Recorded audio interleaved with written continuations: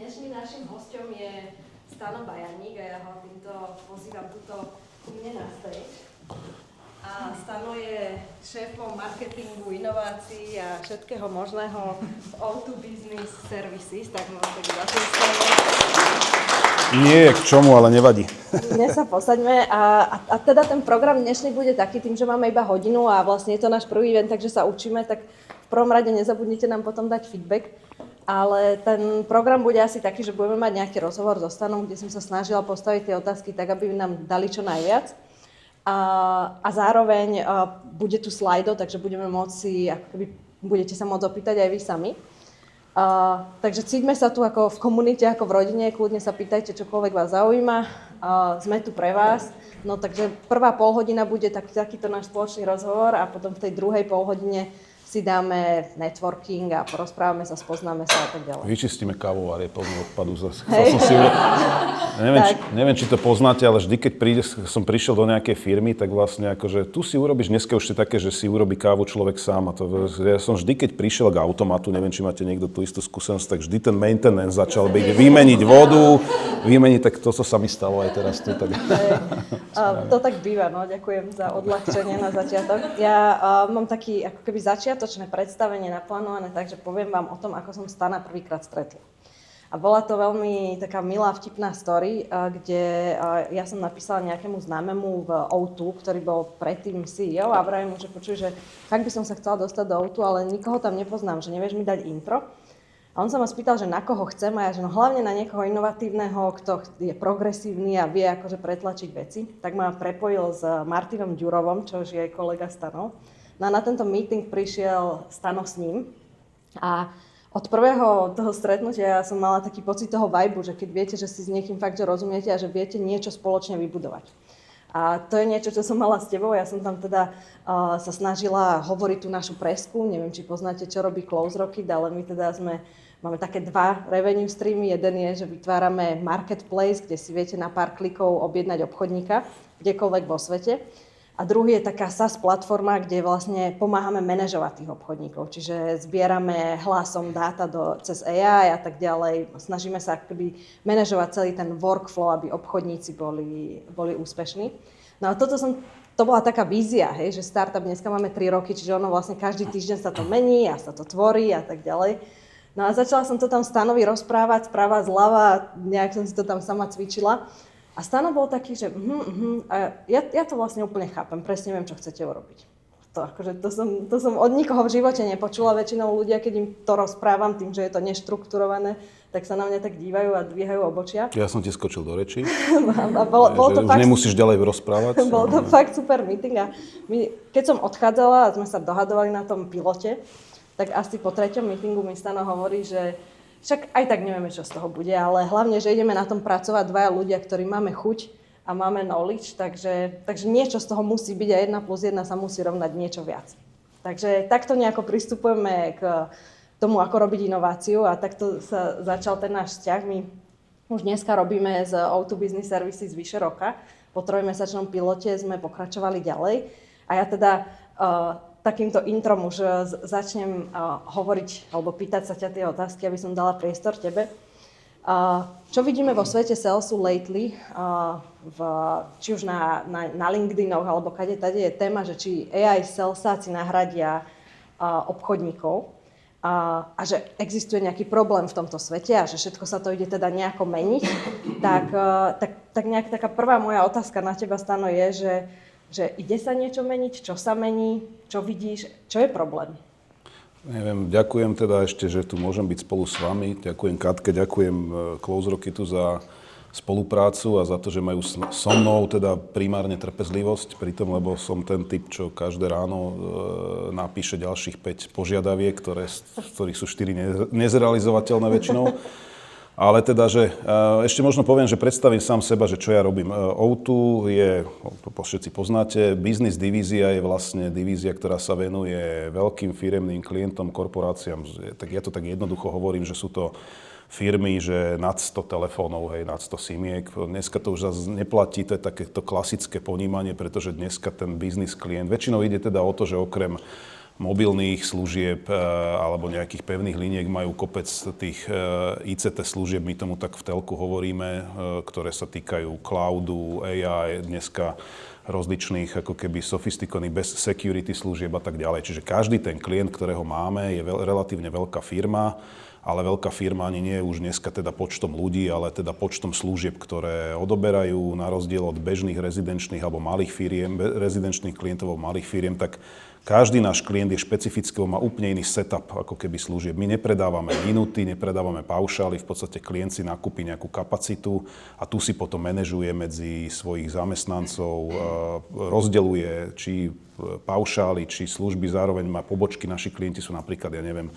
Drogeria Market, NAJ, ale aj veľké firmy, veľké banky.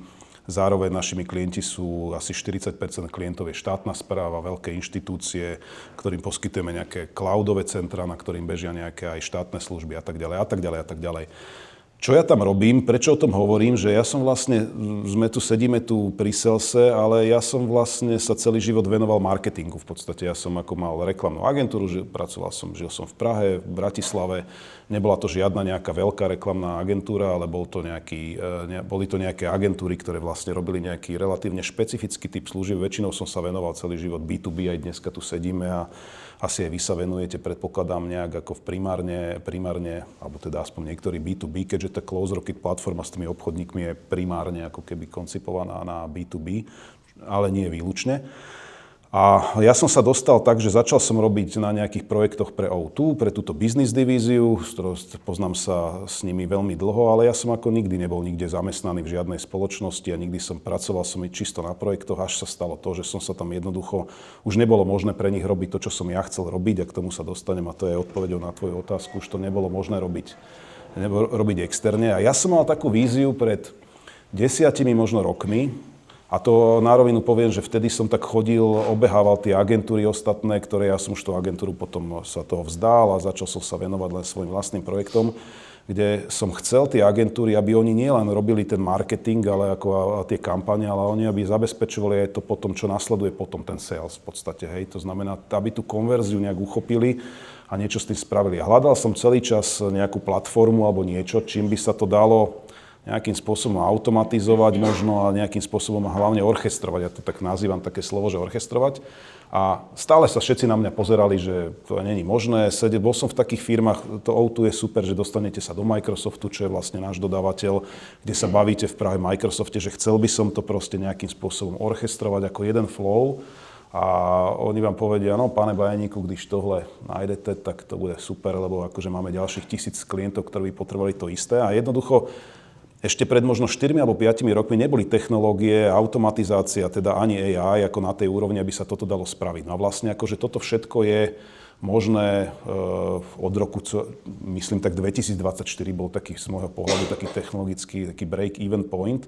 A CloseRocket je práve platforma, jedna z tých platformiem, v niečom výnimočná, ktorá ako keby, vďaka ktorej dokážete toto a dokážeme my, a to je tá moja práca v tom O2 Business, dokážeme to orchestrovať. Čiže ja som vlastne sa snažil nejakým spôsobom, my napríklad nemáme marketing už ako keby klasické oddelenie, ale že rozprávame, však dostaneme sa k tomu aj neskôr, že máme taký nejaký, ja to nazývam, že superflow marketing, markom ako marketing, komunikácia a sales ako jeden superflow, že sme vlastne to celé spojili do jedného cyklu a nie ako to klasicky vo firmách býva, najmä v tých väčších, že nejaké oddelenie, nejaké stratégie pripraví nejaký produkt, potom je tam nejaký marketing a s agentúrou pripraví nejakú komunikáciu, následne tá komunikácia teda niečo urobí a obchodníci teda volajú klientom.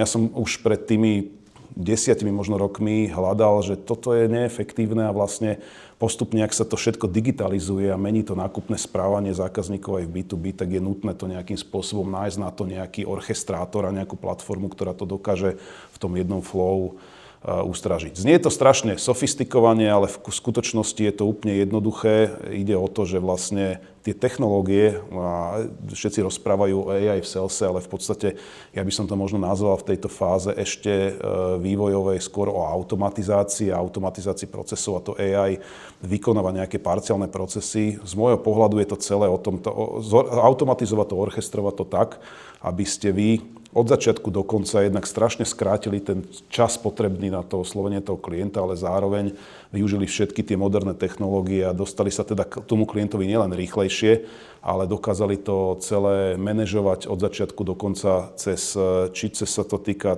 toho machine, toho AI, tých automatov alebo toho obchodníka v jednom takom streame.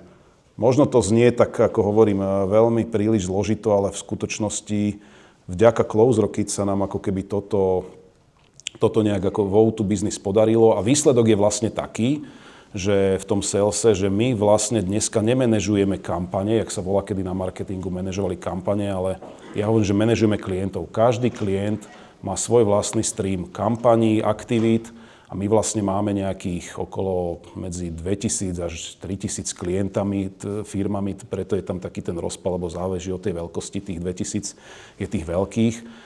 Sme najrýchlejšie rastúci ten biznis operátor a v istej chvíli sme si povedali, že OK, jak sa budete o tých klientov starať, hej? Že to proste my máme asi 16 obchodníkov, ktorí sa tým klientom venujú, tak keď si to vyrátate, na každého vychádza zhruba koľko? 100 klientov, 100 zákazníkov, ktorých sa má starať, ktorých má absolvovať. To není možné zvládnuť. Hej. To znamená, že keď sa bavíme, a to je len o tom obchode, hej, ten marketing, ako tá komunikácia tiež do toho spadá, len ja to preto hovorím, že to není len o tom obchode, ale je to o celom tom akože cykle, že my vlastne bez marketingového delenia, bez agentúry, so 16 obchodníkmi nedokážete ako keby vytvoriť, alebo sme pred 10 rokmi, alebo pred 5 možno ešte nedokázali vytvoriť ako žiaden spôsob, systém alebo nejakú platformu, aby sme sa dokázali takto sofistikovane o tých klientov starať, že každý je manažovaný osobitne a máme o tom dáta a funguje to. To znamená, za mňa je to asi, ten príbeh je asi takýto nejaký, čo sa týka toho použitia toho produktu a to je vlastne to, čo som ja hneď na tom prvom stretnutí s Katkou ako videl, že síce tá platforma Close Rocket bola vyvíjaná pre niečo, ale že sa to dá takto chytiť a ohnúť. A to hovorím každému, že vlastne nepozerajme sa na tie riešenia, na tie technológie tak, že ako vlastne čo nám môžu len ako keby čo ponúkajú v tej chvíli, lebo vlastne aj tento príklad ukazuje a možno to je taký ten development toho, že prečo my spolu robíme, nie len, že to využívame tú platformu, ale že ja si to dovolím povedať, tak nejak spolu vyvíjame, že si to môžete zobrať a využiť si to podľa svojich vlastných potrieb. Že pokiaľ vy rozumiete tomu procesu, viete, čo chcete, tak vy každú technológiu, každý AI model alebo niečo si z neho viete vytvoriť a dneska cez vibe coding vlastný software, vlastnú aplikačnú rovinu a vrstvu a toto sa my vlastne snažíme. Strašne dlhé, už budem pri tých ostatných kratší, ale len ako takéto intro, že vlastne odkiaľ som prišiel a vlastne čo sa snažíme v tom O2 robiť s tým Close Rocket. Hej, na to sme tu, aby sme povedali to, čo je zaujímavé, takže kľudne rozprávaj. Čo som ja videla, keď sme sa stretli prvýkrát, som sa pozerala na ten biznis telko operátorov tak high level, že som sa pozerala na to, že ten trh je nejakým spôsobom obmedzený, hej, že O2 Business Services je na Slovensku a ten počet klientov nezväčšíme nejakým spôsobom a plus tu máme konkurenciu 2-3 ďalších operátorov, ktorí sa všetci bijú od týchto klientov, ktorých počet je obmedzený. A tak som sa zamýšľala nad tým, že ako strategicky vyhrať a ako získať nových klientov. Čiže sme začali rozprávať spolu o newbize, o akvizícii, čo je samotná téma v salese, ktorú málo kto chce a vie robiť. Mnohé firmy fungujú len na retencii, nie že by to bolo zlé, ale ako keby chýba im časť toho biznisu, ktorú by mohli tiež získavať. A zároveň aj tá retencia ako taká, je treba ju robiť dobre. Hej, že ak ste zachytili to číslo, tuto v O2 Business Services hovoríme o 16 obchodníkoch so 100 lídmi alebo 100 klientami, o ktorých sa majú starať. Ak by sme si povedali, že by sa mali o nich starať mesačne, dvojmesačne alebo nejako, tak je to skoro nezvládnutelné pre jedného človeka obhospodarovať 1000 lídov. Oni to aj nezvládali. A to je ako, že nie sú na to ani systémy, ale akože nie je to v ľudskej kapacite. A to je to, kde som ja videla ten priestor na technológiu, ktorá by im vedela pomôcť to manažovať. A to vidíme aj u Global Payments, vidíme to v Slovenskej sporiteľni, kde naposledy som mala rozhovor a mi rozprávali, že tam jeden obchodník má aj 20 000 klientov, ktorých rieši. Čo znamená samozrejme, že rieši tých, ktorí sa ozvú jemu, ale tých, ktorí sa mu neozvú, tí ostávajú niekde ležať. A tam ja vidím obrovskú príležitosť biznisovú, lebo nikto s nimi nepracuje. Čiže môže prísť niekto iný, či už z konkurencie alebo podobne a vám ich zobrať. Takže to je to, čo ako keby my sa snažíme orchestrovať, ako to hovoríme. Čo bolo také prvé, čo ti prišlo na keď sme sa začali rozprávať o tom Marcom Sales? Že čo to vlastne je? Že vieš nám to možno trochu vysvetliť, že pre ľudí, ktorí to počujú prvýkrát? Jasné. Už som možno o tom povedal, že vlastne je to také, že predstavte si, že máte vo firme viacero oddelení, klasika marketing, tú stratégiu a potom tých salesakov. Väčšinou tí salesáci sú v tom obchodnom oddelení a fungujú dosť autonómne od tých ostatných a väčšinou vo firmách to býva tak, že tí obchodníci brblú na ten marketing, hej, na tých ľudí na marketingu. Všetkých tých ľudí z marketingu považujú všade za takých hoštaplerov, ktorí len míňajú peniaze. Tí obchodníci to sú tí, ktorí zarábajú a tak. A to sú už také naratívy skôr, ale že dôležité je, že vlastne ja si myslím, že v istej chvíli, a súvisí to zase interné a externé faktory. Externé sú napríklad tie, že poznáte to z B2C v retaili, došlo k tej digitalizácii nákupného správania zhruba pred naozaj nejakými 8, 9, 10 rokmi, kedy dneska je úplne normálne, idete si kúpiť nejaké oblečenie, tak samozrejme idete do tej Eurovej a tam chodíte po obchodoch a pozeráte si tie obchody. Nie, idete na nejaký agregátor, webový fashion modný, kde si vlastne vyberáte tie veci, ten vám niečo odporúča. Potom si to potažmo, možno keď ste si není istí, tak si to idete vyskúšať. A už ani to nerobíte, lebo si to rovno necháte poslať domov a tam si to vlastne vyskúšate. Čo tým chcem povedať tiež je, že vlastne sa zmenil náš spôsob, že jak sme kedy neverili tomu ako keby digitálu, alebo sme si to chceli skúšať a vidieť to fyzicky, tak dneska ako keby to je absolútne normálne, že si kúpite 3 veci, vyskúšate, vrátite. Toto sa začalo, keďže tie hlavy, tie mozgy náš sú, všetci sme takisto B2C a B2B, hej, že to vlastne nakoniec sme aj obyčajní zákazníci obyčajných produktov, to znamená v tom mozgu, ako náhle sa to zmenilo, že sme si zvykli nakupovať takto akékoľvek iné služby a produkty, a teda hovoril som o produktoch, ale funguje to o bankových službách, ktoré si ako individuálni zákazníci kupujeme, objednávame cez aplikáciu, na všetko sú aplikácie, tak toto sa stalo aj v B2B. A my sme museli nejakým spôsobom na to reagovať. Ale si to nie veľa ľudí uvedomovalo, lebo v tom telku a vo všetkých týchto veľkých firmách si to predstavte, že ja som celý život som podnikal, mal firmy, to znamená, najväčší taký paradigmatický rozdiel je, že to je jak Titanic, tam ako keby to funguje, ide, a keď to chcete zastaviť alebo otočiť, tak to si naplánujte na 3 mesiace, nie ako keby sme sa my dohodneme tuto, že potrebujeme niečo spraviť a zajtra sa to v close roky začne riešiť nejak, ako keby, hej, ako nevyrieši, ale že vôbec celý ten proces, no to znamená, tie veľké firmy fungujú na nejakých takých ako keby titanikovských trajektóriách a bolo strašne ťažké, oni vôbec nerozmýšľali nad týmto.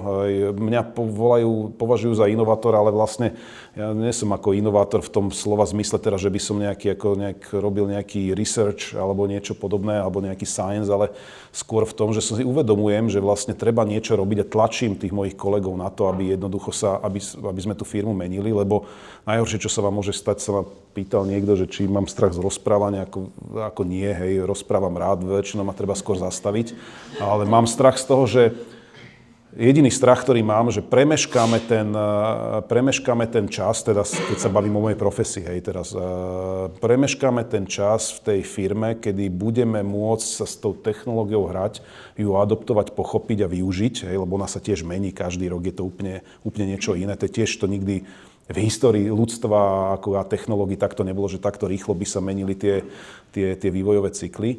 Takže bojím sa, že to proste premeškáme, preto tlačím, aby sme sa s tým hrali, aj s CloseRocket, ale aj s inými platformami alebo inými technológiami a hľadali si tú svoju cestu. No a vlastne, čo tým chcem povedať zase, je to, že vlastne si sa pýtala, že vlastne či ten marketing, čo znamená ten Marcom Sales.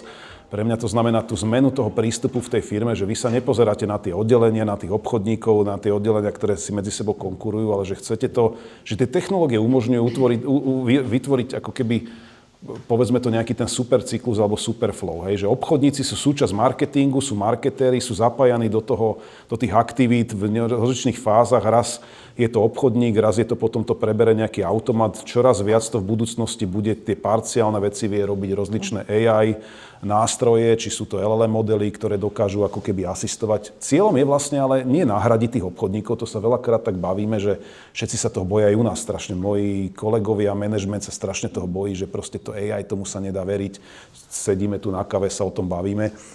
Väčšinou to je znak toho, že keď ľudia to nepoužívajú, nepoznajú to, tak ako majú voči tomu nejaký taký skôr strach alebo skôr odpor, čo neznamená, že tá AI je dokonalá, ako vôbec nie. A hlavne zmyslom AI není vôbec nahradiť obchodníkov a sales urobiť bez obchodníkov, ale ja tak sa snažím nájsť vždy na to nejaký taký marketer slova, že urobiť tých superhumans z tých obchodníkov, hej, že dá to vďaka Close Rocket v podstate, keď to môžem tak povedať, že čo to ako keby prinieslo, tak z obyčajných čím je ten obchodník horší, tým ho to vlastne prúvlo ako vďaka tej automatizácii, vďaka tým AI toolom, tým asistentom, tak ho to prúvlo ako keby vyššie. Čiže to je normálne, to znamená, že zo špičkového človeka vám to až tak toľko veľa nedá, ale teda špičkovému človeku to toľko veľa nepridá, ten obchodník, ale teda okrem tej škálovateľnosti, tej kapacity, chcete sa starať o tisíce lídov, ale že priemernému obchodníkovi, a povedzme si, že ja sa ináč tiež nepovažujem za nejakého nadpriemerného, ako v princípe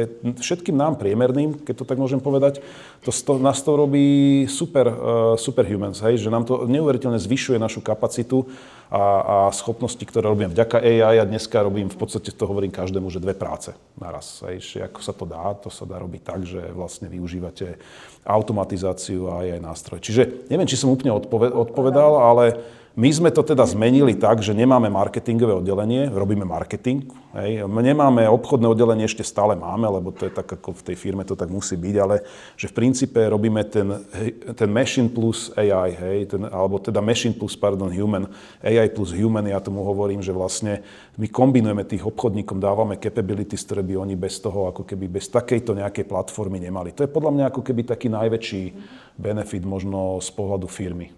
Vedel by si možno tuto pre nás popísať to riešenie, že ako používate Close Rocket, že vlastne z pohľadu leadov, outreachu, pláry a tak ďalej? OK. Je to také, že samozrejme, ak si ty hovorila, že máme rozdelené na 2 také streamy, to sú retenčné aktivity a new businessové aktivity. Podľa toho sa to troška líši. V tej úvodnej fáze je tam nejaká fáza, nejaká cold fáza a potom nejaká hot fáza. Tá cold fáza znamená, že potrebujeme zákazníka nájsť, toho zákazníka nového hľadáme, že úplne poviem to, ako to funguje. To pomáha napríklad AI. Ja poviem, že napríklad chcem nájsť zákazníka firmu, ktorá má obrat, to už si tak viem podľa tých skúseností povedať, že ktorá má aspoň 750 000 eur obrat a má 2 a viac pobočky. A teraz zrazu sa toto zadám ako vlastne nejakej platforme, alebo toto zadám do Close Rocket, vy zoberete lead agenta, hej, čo je alebo lead engine, čo je vlastne nejaký sumár automatizácií, AI toolov a tak ďalej, ktorá vlastne vyštrácha, ako keby ja ešte urobím to, že ja si na Finstate podľa týchto kritérií vyberem zoznam firiem, napríklad 2000 firiem, názvy firiem alebo IČA, to je úplne jedno a dodám to. Vy to vlastne ako keby preštráchate cez AI vďaka Close Rocketu a tie firmy vytvoríte nejakú prvotnú databázu, nejaký výber nejakých firiem. Keď sa bavíme o retencii, tak ja si takisto viem z interných systémov vybrať, že mám záujem o tieto firmy, ktoré robia toto a toto, týmto chcem predať tento a tento produkt, tak si proste urobím select. Tam už je to jednoduchšie o tom, že ku každej firme mám kontakty ľudí, ktorí sú zodpovední za tie jednotlivé veci, či sa to týka mobilnej služby, či sa to týka nejaké bezpečnostné služby, teda viem, s kým budem komunikovať. Vy v tom lead agentovi v podstate pri tom new biznise urobíte to, že začnete hľadať k tomu, ako dohľadávať kontakty na oslovenie. To pridám len, že my sme vlastne museli urobiť tým, že je to O2, že korporácia, takže GDPR compliant kontakty, Robinsonové zoznamy, nový zákon teraz vyšiel, ktorý nám prikazuje ako keby určitým spôsobom oslovať newbies.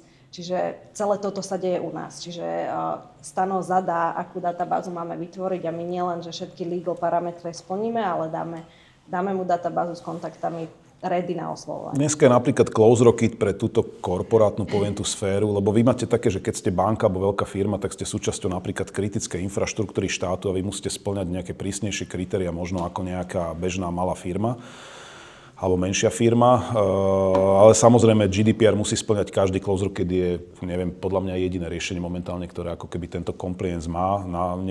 A to nemyslím len na slovenskom trhu, ale vôbec dostupné v tomto ako keby európskom regióne napríklad, čo je ako považujem za jednu z výhod.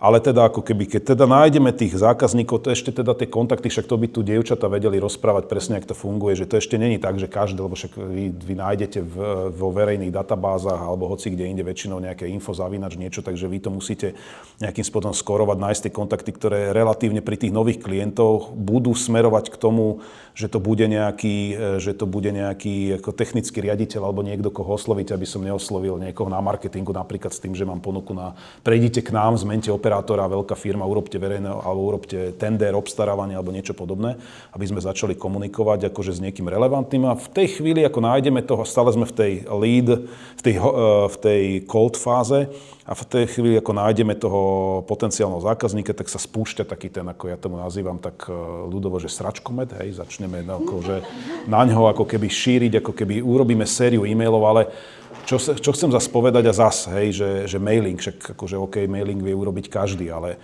je dôležité, že ten mailing robíte, že ho máte jednak ako keby fázovaný a kaskadovaný, hej, to znamená, to je jedna vec, ale druhá vec, že je aj personalizovaný, hej, že vy viete urobiť tým, že vy ponúkate tomu človeku, snažíte sa ponúknuť mu niečo, čo by ho mohlo zaujímať. To najmä pri tej retencii je strašne dôležité, že my máme nejaké vybrané, máme nejakú obchodnú stratégiu, ktorú tiež ináč pripravujeme v zmysle ako keby nejaký vstup do tohto systému, že týmito asi 4 riešeniami, tieto 4 riešenia do konca roka chceme tomu zákazníkovi nejakým spôsobom odkomunikovať a potom ako hľadáme spôsoby, ako mu to dostaneme, ako mu to doručíme. To znamená, že my mu nepovieme, že teraz ako však ten zákazník niečo má, že ako, predstavte si to ako keby na tom e-shope, kde si kupujete tie džíny a vlastne tam vám dole, že títo zákazníci, ktorí nakupujú tieto džíny, by sa vám do toho outfitu hodilo aj toto a toto. To znamená, my párujeme nejakým spôsobom tie služby, tam na našej strane fungujú tiež nejaké algoritmy, nejaká akože sofistika za tým v budúcnosti, nejaké AI modely, ktoré to vedia odhadnúť, čo by tí zákazníci chceli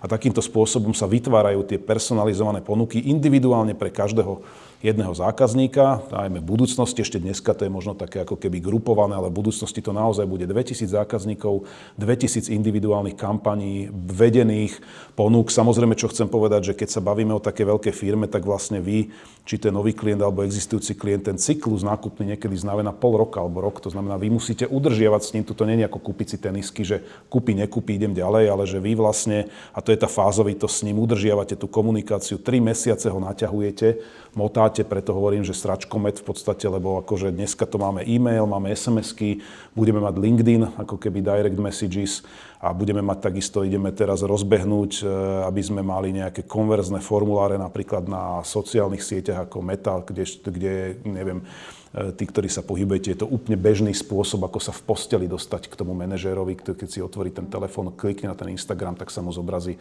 vaša reklama. A vy ste sa čudovali, funguje to, ten človek si to prečíta, hej, pretože celý deň sa o tom baví, rozmýšľa tak, ako keby chce to mať aj tam. Takže prinášame, teda budeme tam tie multiplikovať tie kanály, no a vlastne vtedy, keď ho oslovíme, nech zareaguje z akéhokoľvek kanála, akokoľvek my zachytíme ten impuls. A vlastne akože sa z toho stáva, ešte nie je hot lead, ale začínajú to riešiť. Ešte tam pridávame do toho medzifázu, že to Nikola navoláva, telefonuje tým klientom, ktorí nejakým spôsobom otvorili, reagovali, že mali záujem o ten mail. Čože je zaujímavý moment, ak ťa môžem doplniť, lebo vlastne tu sme do ich korporátneho sales flowu, do sales procesu, zapojili našu ako keby kolerku, keď to tak poviem, lebo vaši salesáci, seniorní ľudia, drahí ľudia, nechceli sme, aby oni coldovo obvolávali. Oni nechceli volať, a nie? Oni nechceli, že poznáte volať, to, že tí salesáci nechcú moc volať. Čiže my sme tam vložili taký ako keby parameter alebo človeka, ktorý jednoducho ako keby to robí za nich. A vlastne zahrieva im tie lídy, naplánuje im tie stredká a rovno im to plánuje do kalendára. Čiže tam, kde sme mali fugu v procese, tak sme vlastne, buď sa to snažíme nahradiť technológiou, alebo tam dáme človeka. To je späť k tomu nášmu marketplace. Čiže Nikol im tam predhrieva tie lídy, volá im a tak ďalej. A potom im začala plánovať tie stredka. No lenže čo sa nám stalo ďalej bolo, a to už asi nechám ďalej pokračovať teba. Ja ešte možno poviem k tej Nikole, že vlastne to bol zaujímavý moment, také, že tie urban legends, ja som mesiac asi presviečal kolegov, ktorí obchodníci majú 50 rokov, akože robia veľkých klientov, to sú veľké firmy, proste to oni sa považujú za nenahraditeľných, samozrejme každý sa považuje za nenahraditeľného väčšinou. A vlastne, že to nebude fungovať, aby nejaká Nikola, ktorá nevie o telku nič. Ja som ináč pred 5 rokmi ešte tiež, teda pred 6 6 rokmi o toľku nevedel nič mimochodom. Akože, a to dneska napríklad aj vďaka AI mimochodom nie je vôbec téma, že či niečo viete, lebo sa do všetkého viete dostať v priebehu ako keby nie že rokov, ale že týždňov až mesiacov.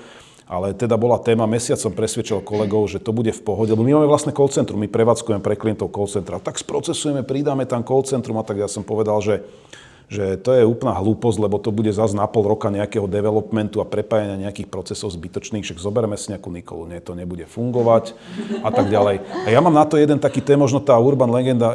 Niekedy pred tými 10 rokmi som čítal knižku, jak ten Henry Ford vlastne vyrobil to svoje prvé auto, asi to poznáte, tú story, že vlastne ten Benz vyrábal prvé auta, on ich robil tak, že mal tých 10 super šikovných ľudí, každý montoval, jedno to auto trvalo zmontovať týždeň, začal tým podvozkom, kolesami, to tam zmontoval a tak. Ten Ford sa na to pozrel a hovorí, že je fasa, ale že on chce vyrobiť auto, ktoré si bude môcť kúpiť. To mal takú story, že ten jeho robotník, ale vlastne chcel vyrábať tých aut za týždeň, že 100. A vlastne celé, čo sa bavíme o nejakej škálovateľnosti a rozmýšľal na to, že ako to spraví.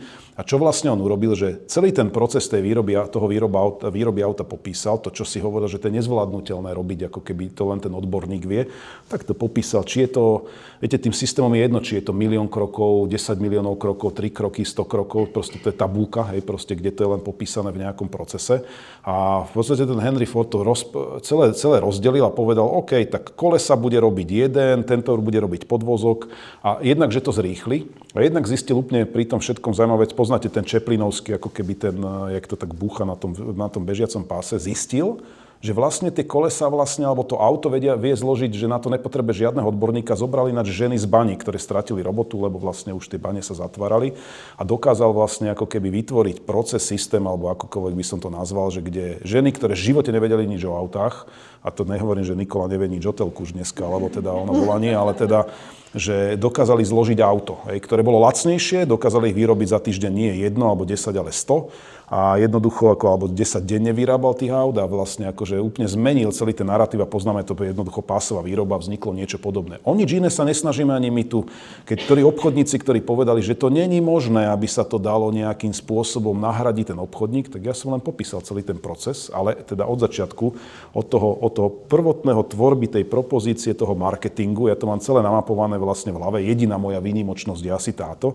A ja vlastne len do tohoto zapájam na to tie technológie a vlastne tá Nikola do toho v konečnom dôsledku sadla, pretože ona nemusí nič vedieť o tom. Ona sa pýta tých klientov, či teda majú záujem a vlastne ten narratív je taký, a to som ako vlastne zase vysvetľoval kolegom, že lebo že jak to bude, že ona, keď budú tí klienti sa pýtať, ako, že o čom je ten produkt a že to je strašne zložité. To je strašne zložité, a to len ten obchodník vie povedať. Ne. V tejto fáze je to, ako v tom Fordovi, to je Nikolinou úlohou je jedine zobrať ten lead a proste povedať s tým klientom, dohodnúť to stretnutie. Ja to zjednodušujem, není to úplne také. Nikola častokrát predáva už dneska produkty, lebo sa s ňou chcú baviť tí klienti skôr ak s tými niektorými obchodníkmi, čo je zaujímavý moment, ale teda, že vlastne jej úlohou nie je nič iné, len proste ako keby aktivovať toho klienta, dohodnúť stretnutie s tým obchodníkom a hneď to ide na ďalší krok.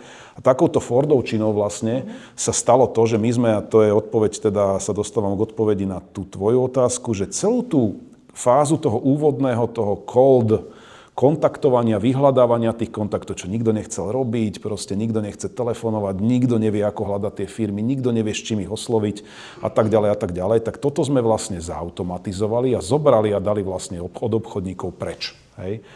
A obchodníkom príde, že len ten handover, že vlastne keď už ten klient Nikola ho ako keby, a to ešte ona zisťuje, že v tých firmách častokrát ten kontakt, ktorý máme z toho lead agenta, tak vlastne ako keby on ten kontakt nie je ten kontakt, ktorého sa týka tá rola v tej firme, že rozhoduje o tom, čiže ona ešte volá do tej firmy, OK, nie ste to vy zodpovední, kto je za to zodpovedný a tak ďalej. Takže ona ešte aj dohľadáva tie kontakty.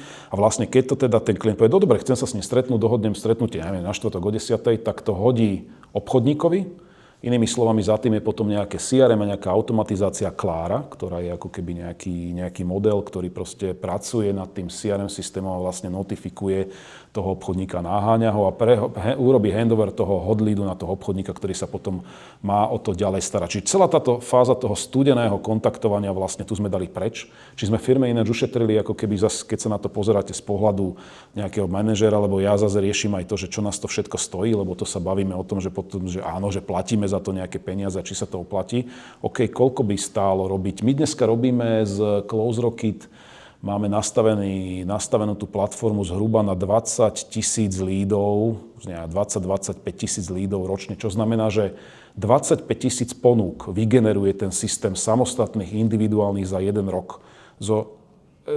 Tie ponuky vygeneruje ten, ako keby tie oslovenia, hej, tomu hovoríme lídy, vygeneruje ten systém bez toho, že by sa obchodník toho dotkol, bez toho, že by marketér, ako keby, že by sme potrebovali agentúru, platíme za to peniaze. Ukážte mi, ja hovorím každému, kto mi hovorí, že nejaká ROI a tak ďalej, ukážte mi inú alebo technológiu, alebo iný systém, vďaka ktorému dokážete generovať ako takéto kvantá lídov. A teraz sa nebavíme, že 20 000 zobrazení na Facebooku alebo na Google reklamách, ktoré vedú 20 000 direct oslovení na direct konkrétnych ľudí, ktorých máte v nejakom streame, ktorých manažujete počas celého toho cyklu, ktorých viete potom opakovane oslovovať.